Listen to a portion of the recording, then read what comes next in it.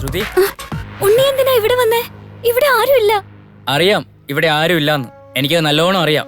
അത് അറിഞ്ഞിട്ട് തന്നെ ഇങ്ങോട്ട് വന്നത്. അച്ഛനും ആങ്ങളെയും കളക്ടറേറ്റിൽ പോയതല്ലേ, പിന്നെ ഇവിടെ ആരാ ഉള്ളത്? ഉണ്ണി വേണ്ട, മര്യാദക്ക് പൊക്കോ. അതെ, ഞാനിവിടെ സമ്മതം ചെയ്യാൻ വന്നതൊന്നുമല്ല.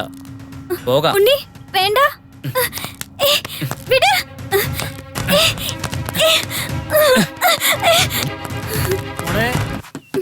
വാതിൽ തുറക്ക.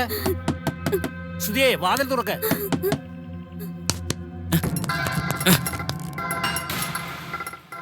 ഇവിടെ നടന്നതൊന്നും നിന്റെ അച്ഛനും ആങ്ങളമാരും അറിയരുത്. അറിഞ്ഞാ കൊന്നുകളയും നിന്നെ ഞാൻ. മോളെ, മോളെ, വാതിൽ തുറക്ക. മോളെ, മുഖമെന്താ വല്ലാണ്ടിരിക്കുന്നത്? അത് ഞാൻ ഉറങ്ങുമായിരുന്നു അച്ഛാ. അല്ല, കളക്ടറേറ്റിൽ പോയില്ലേ? അടിയന്തരമായി മുഖ്യമന്ത്രിയുടെ കോൺഫറൻസ്, കളക്ടർ അങ്ങോട്ട് പോയി. കളക്ടറില്ലാതെ ഞങ്ങൾ എന്തിനാ അവിടെ ഇരിക്കുന്നത്? ഞങ്ങൾ ഇങ്ങോട്ട് പോന്നു.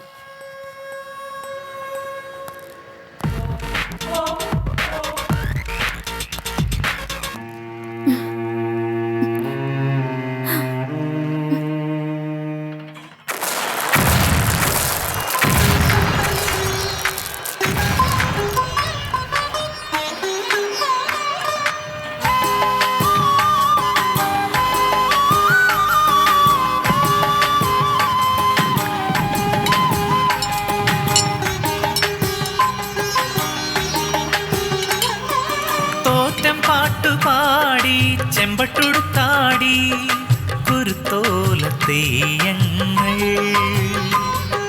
തിരിതെളിഞ്ഞു കാവുണർന്നു ചെണ്ട ചെങ്ങില മേളമുയർന്നു പെരുങ്കളിയാട്ടമായി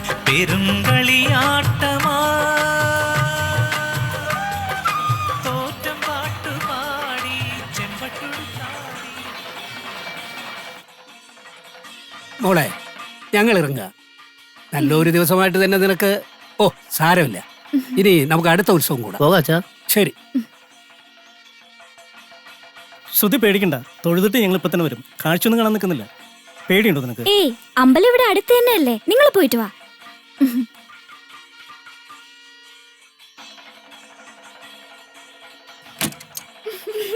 അച്ഛാ, ശ്രുതിക്ക് ഈയിടെയായി എന്തോ മാറ്റം ഉണ്ടല്ലോ, അച്ഛൻ ശ്രദ്ധിച്ചില്ലേ? ഞാനും കാണുന്നുണ്ട്. എപ്പോഴും കളിച്ചു ചിരിച്ച് നടക്കാറുണ്ടായിരുന്ന അവളിപ്പോ ഒന്നും മിണ്ടാറേയില്ല. മനസ്സിനെന്തോ പ്രയാസമുള്ളതുപോലെ. അച്ഛൻ അവളോടൊന്നും ചോദിച്ചില്ലേ? ചോദിക്കുമ്പോഴൊക്കെ ഒന്നുമില്ലെന്ന് അവള് പറയുന്നേ. ഏതായാലും നിങ്ങൾ വൈകാതെ വീട്ടിലേക്ക് പോണം കേട്ടോ.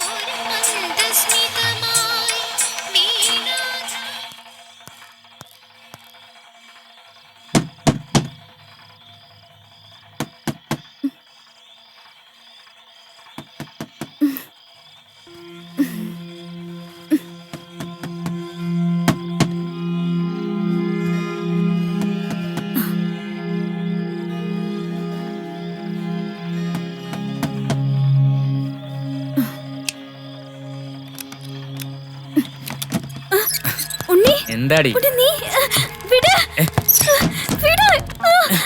വാടി ഇവിടെ.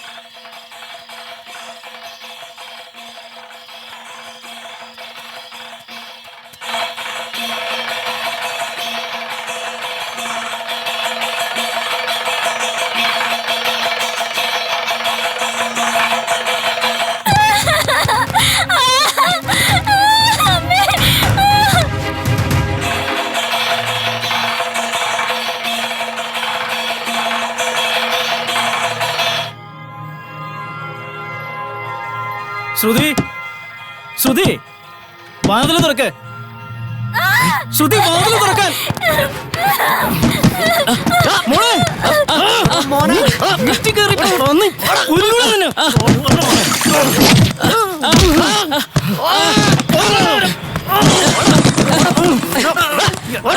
നിന്നെ ഞാൻ, നീ എന്താ വിചാരിച്ചേ?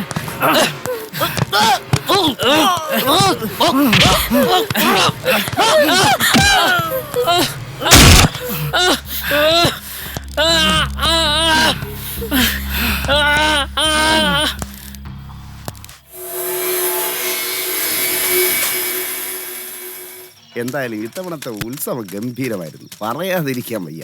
അതെ അതെ, കഴിഞ്ഞ തവണത്തേലും ഗംഭീര. വെടിക്കെട്ടാ കൂടുതൽ ഗ്രാമമായത്. പക്ഷെ ഞാൻ പറഞ്ഞിട്ട് അന്നാരും സമ്മതിച്ചില്ല. ഇപ്പൊ എങ്ങനെ ഇരിക്കുന്നു?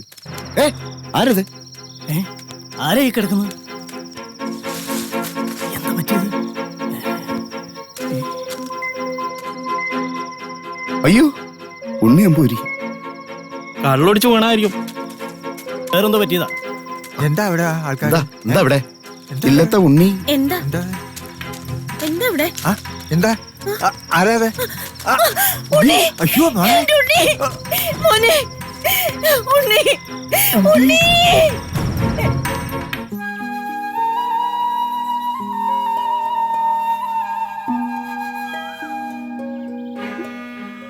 അന്ന് മുതല തിരുമേനി ഈ വിധത്തിലായത്. കാണാത്ത ഡോക്ടർമാരില്ല, ചെയ്യാത്ത ചികിത്സയില്ല. എന്നിട്ടും ഡോക്ടർമാരൊക്കെ കൈയൊഴിഞ്ഞപ്പോഴാ ഒരു വിവാഹം കഴിഞ്ഞാൽ തിരുമേനിയുടെ സൂക്കേട് മാറുമെന്ന് ആരോ വലിയ തിരുമേനി ഉപദേശിച്ചത്.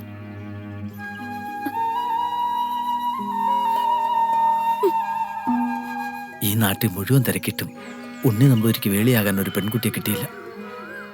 അങ്ങനെ കുഞ്ഞിനെ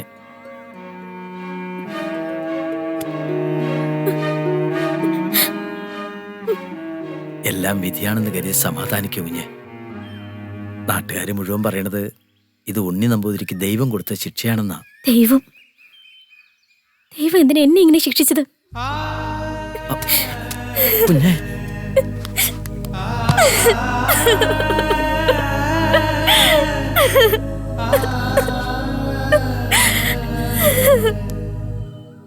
ഉണ്ണിയുടെ ഇല്ലത്തുനിന്ന് തരാന്ന് സമ്മതിച്ച മുഴുവൻ തുക ഇതിലുണ്ട്.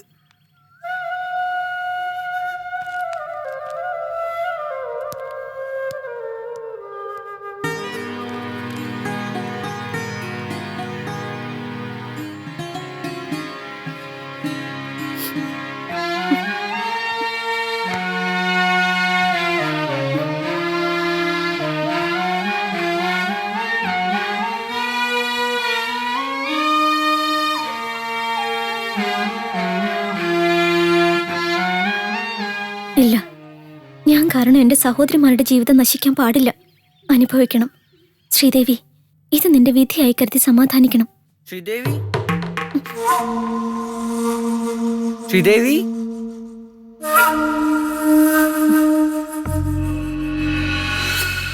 ശ്രീദേവി എന്തിനാ കരയുന്നേ?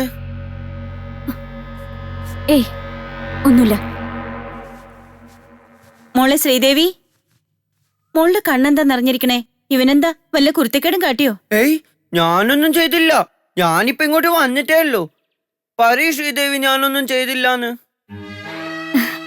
ശരിയമ്മേ, ഉണ്ണീട്ടനൊന്നും ചെയ്തില്ല. കണ്ണില് കരട് പോയതാ. ഞാൻ വിചാരിച്ചു ഇവൻ വല്ലതും പറഞ്ഞിട്ടുണ്ടാവൂന്ന്. നീ ഇവനെയും കൂട്ടി ക്ഷേത്രത്തിലേക്കൊന്ന് പോവണം. ഇന്ന് മാത്രമല്ല എന്നും.